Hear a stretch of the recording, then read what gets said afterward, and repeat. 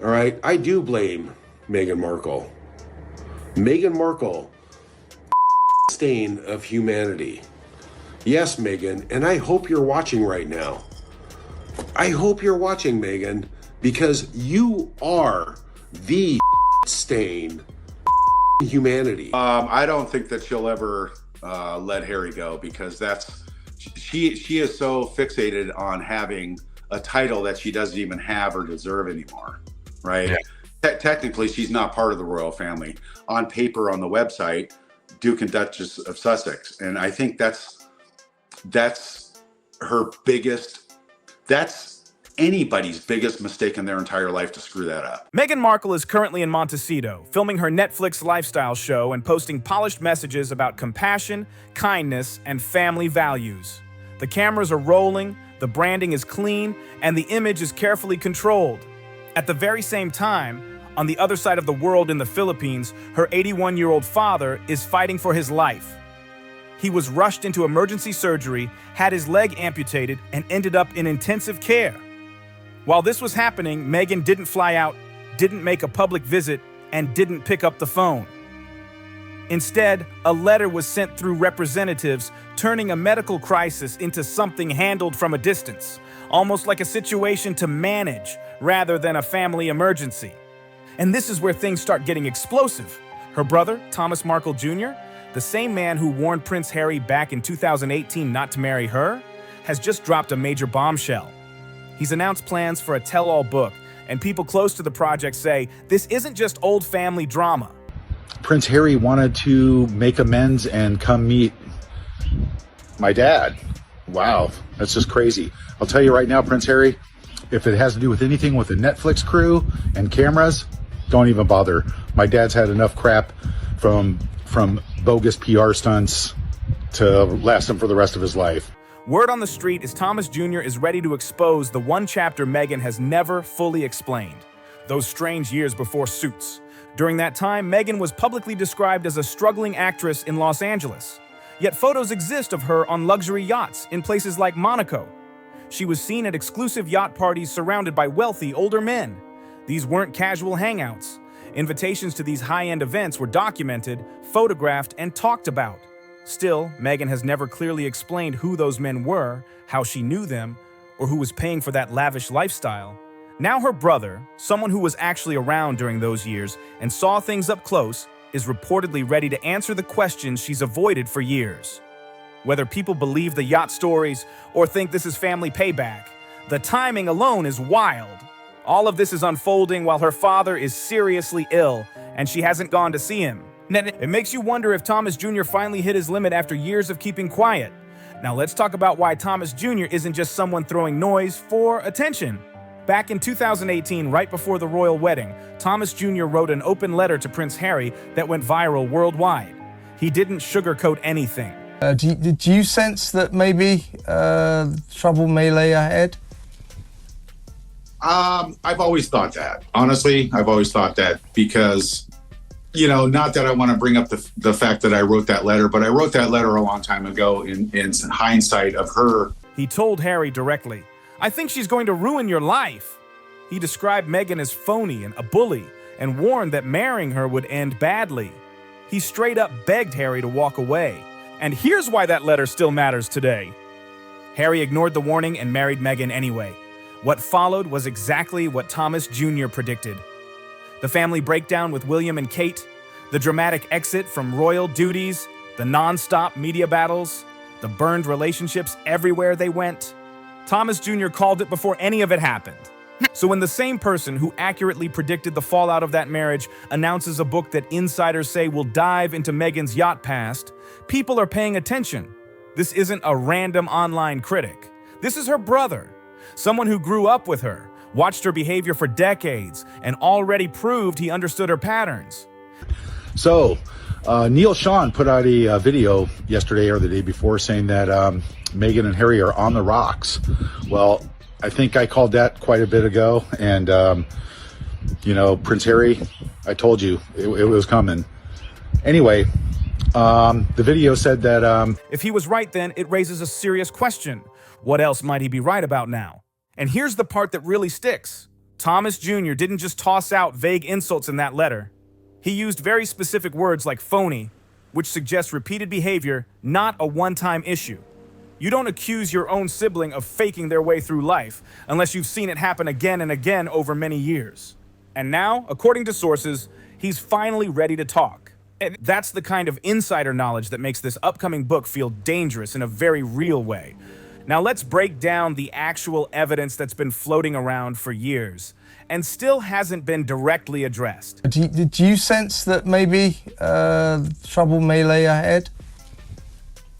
I've always thought that. Honestly, I've always thought that because, you know, not that I want to bring up the fact that I wrote that letter, but I wrote that letter a long time ago in hindsight of her saying something about me. This isn't internet fan fiction or wild theories. These are real photos, real invitations, and real timelines that don't line up with the public story. Between 2004, when Meghan graduated from Northwestern, and 2011, when she landed Suits, her career was modest at best. She did small TV roles, a briefcase model on Deal or No Deal, short appearances on CSI and General Hospital, nothing that paid serious money. Meghan herself has described this era as a struggle, non-stop auditions, barely getting by, the classic broke actress in Los Angeles story. But here's where things stop adding up. Number one, no more lying. Number two, call your father already. And number three, you're no better than anybody else at all, guaranteed. And number four, I paved the way for you to do the right thing on Big Brother. There are documented photos from those same years showing Meghan on luxury yachts in the Mediterranean, attending exclusive parties in Monaco, surrounded by wealthy older men who never appear in her official biographies. These weren't random snapshots. Author Kirby Summers documented that Meghan was invited to Yacht Week in Croatia in 2016, an event known for elite access and high-level networking. And this wasn't some chill weekend boat ride. GQ magazine openly described Yacht Week as Sodom and Gomorrah at sea, a high-end, hedonistic environment where wealthy people socialize, network, and form powerful connections. This is not the kind of space struggling actors usually stumble into by accident, so the questions write themselves. How does a broke actress afford repeated trips to Europe? Got approached by a guy named Jeff Rayner, who spoke to me and said, I can change your image, he said. The idea was that these would all be candid shots, discreet, no one would know they were posed or anything. It would be just me doing my routine daily. I was feeling that this was very hokey and hammy. Who were the wealthy men appearing in those photos? Who was covering the travel, the access, the lifestyle? And most importantly, what was the nature of those relationships? Because here's the part that people who understand yacht culture already know. In elite circles, it's well documented that attractive young women are invited onto billionaire yachts for networking, social presence, and companionship at exclusive events. These gatherings aren't just parties, they're gateways. The connections made there can open doors in entertainment and business that auditions alone never touch. And that kind of lifestyle, the travel, the luxury, the introductions to powerful people doesn't just happen without access to that world. Meghan's major breakthroughs didn't come through traditional casting routes. They came through elite connections. She met her first husband, producer Trevor Engelson. She was introduced to Soho House, the ultra-exclusive private club tied to royals. People spit in your face when they see you walking down the street. I hope, they throw human feces at you because of how you really are as a person. Celebrities and billionaires. She became close with Marcus Anderson, a Soho House executive connected to everyone who matters. That's how Suits happened. That's how Prince Harry entered the picture, all through elite social circles. And the real question is how a struggling actress gained entry to those circles in the first place without something facilitating that access. The timeline raises serious questions, and if those questions have real answers, Thomas Jr. would have seen them with his own eyes during those years. Here's what people often forget about siblings. When you grow up with someone, even a half-sibling like Thomas Jr. and Meghan, you know the truth behind the scenes. You see who they're dating. You notice when money shows up that doesn't match their income. You hear private phone calls. You meet people they never talk about publicly. Thomas Jr. is 58, Meghan is 44. According to multiple family sources, they spent significant time around each other growing up. That kind of proximity comes with knowledge you can't fake. Don't care. I mean, at this point, they own me. The royals own me. My daughter told me that when I reach my senior years, she'll take care of me. I'm in my senior years now. I'm 75 years old. So it's time to look after Dad. He didn't just see Meghan at holidays or big family moments. He watched her grow up, watched her personality take shape, watched how she handled people, pressure, and opportunity over time. According to people close to his book project, and to be very clear, these are individuals claiming knowledge of what he plans to reveal, Thomas Jr. is prepared to get specific. That means particular relationships, particular events, and particular moments from Meghan's past that she has worked very hard to keep private. This isn't vague storytelling. This is about details that allegedly clash with the version of events the public has been shown. One insider reportedly told a correspondent that Thomas Jr. has information about Meghan's pre-fame years that directly contradicts the narrative she's been presenting for years. Now, that source can't be independently verified, but what can be verified is this. Thomas Jr. publicly announced this book back in May 2025, and he didn't mince words. He stated outright that he wants to refute Meghan's accounts and correct what he called her nonsensical stories. By the way, you know, I put the olive branch out there, so now it's up to you, and you know, you better talk it over with Harry, but whatever. Meghan, you know, time is of the essence here. That is not soft, reflective family memoir language. That's the tone of someone who believes the official story is wrong and that he has facts to challenge it. And the timing here is not accidental, He announced this project just as Meghan launched her Netflix lifestyle show, where she presents herself as authentic, grounded, and deeply family-oriented. Almost immediately, Thomas Jr. dismissed that image and labeled the narrative nonsensical, making it clear he was preparing a book that directly contradicts it. That tells you something important. It suggests he has memories and information that don't match the version of herself she's putting on screen. Siblings, especially ones who watched each other move through early adulthood, don't forget the details. Even when public images evolve, they remember who was really paying for what, which relationships were genuine, and which ones were strategic. They remember the conversations that happened behind closed doors. They remember what wasn't said publicly. That's exactly why family tell-alls can be so damaging. The information doesn't live on social media or in old interviews. It lives in memory. And once someone decides to share that memory, no PR team can fully contain it. Now let's talk about what's happening right now that may be pushing Thomas Jr. toward revealing everything he's been holding back. On December 3rd, their father, Thomas Markle Sr., underwent emergency surgery to amputate his left leg. A blood clot had cut off circulation, and doctors described it as a life or death situation.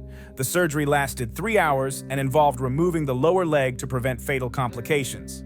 Thomas Jr., who lives with his father in the Philippines and serves as his primary caregiver, told the Daily Mail, "There was no option. It was a case of life or death." If you look at the relationship overall, in my opinion, allegedly, of course, we have to say that word in their sentence, but Of course. In the beginning, look at her demeanor in the beginning. She was so humbled, right? So appreciative to be in the position where she was at and not overstepping her boundary. Doctors warned the next few days were critical, with serious concern about infection. Their father is 81 years old and has already survived 2 heart attacks and a stroke. This was not a minor medical event. And Meghan's response? Days of silence. Then a letter sent through representatives. No reported phone call, no visit, communication handled through intermediaries from California. Now put yourself in Thomas Jr.'s position. You're watching your father fight for his life. You're the one physically present, managing care, fear, and exhaustion. And your sister, who has access and resources, stays thousands of miles away, handling the situation from a distance. Moments like that change how people view loyalty, family, and silence. Why keep protecting someone's private information when they won't show up during a real family medical emergency? That's the question hanging in the air right now. One source claims Thomas Jr. feels like he has nothing left to lose. The family split is now complete, and because of that, he's reportedly questioning why he should continue shielding details about Meghan's past. That's the mindset of someone who may finally be done staying quiet. And when someone with first-hand knowledge decides they're finished protecting secrets, that's usually when long-hidden information starts to surface. This isn't speculation for drama's sake. It's about access, memory, and proximity to events that were never fully explained. What stands out the most is this: Meghan has never directly addressed the yacht allegations or the questions surrounding her pre-Suits lifestyle. Not once. The photos showing her on luxury boats with wealthy men were never explained. No names, no context, no clarification about who they were or how those relationships worked. The Yacht Week 2016 invitation was never publicly acknowledged or denied. The funding behind her European travel before Suits was never clarified either. Silence has been the consistent response. Some might say she doesn't owe anyone explanations about her private life, and that's fair to a point. But here's why the silence keeps raising eyebrows. When public figures face false claims, they usually shut them down clearly. We do know now she's never going to come and see her father. That's her main thing.